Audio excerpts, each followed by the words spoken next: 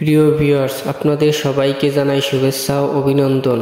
আজ আমি আপনাদের সামনে আলোচনা করব মুগ ডাল নিয়ে।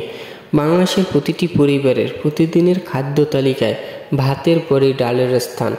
ডাল প্রোটিন সমৃদ্ধ খাদ্য। এতে প্রোটিনের পরিমাণ শতকরা 20 থেকে 25 ভাগ। প্রোটিন ছাড়া লাইসিন, পর্যাপ্ত পরিমাণে শর্করা, চর্বি ও খনিজ রয়েছে। ডাল হিসেবে আমরা মূলত ছোলা, মটর, অড়হর, মাসকলাই, মসুরের বীজকে বুঝে থাকি। এদেশে প্রায় সব রকমের ডালই চাষ করা হয়।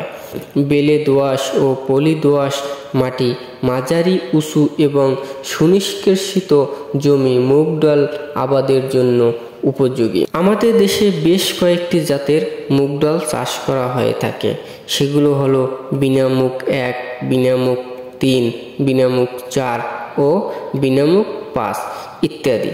মুগ ডাল চাষ করার জন্য জমি ভালো করে চাষ দিয়ে মাটি ঝুরঝুরা করে নিলে ভালো হয়।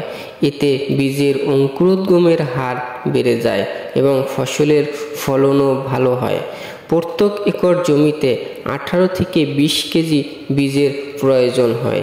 দুইভাবে মুগ ডালের বীজ বপন করা যায়। একটি হলো ছিটিয়ে বোনা, অপরটি হলো সারিবদ্ধভাবে।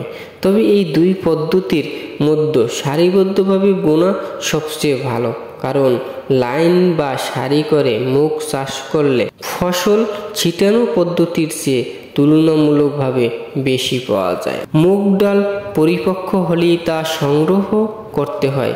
বীজ বপনের পর 60 থেকে 90 দিনের মধ্যে মুগ ডাল সংগ্রহের উপযোগী হয়। সঠিক সময়ে ফসল সংগ্রহ করলে বেশি ফলন পাওয়া যায়।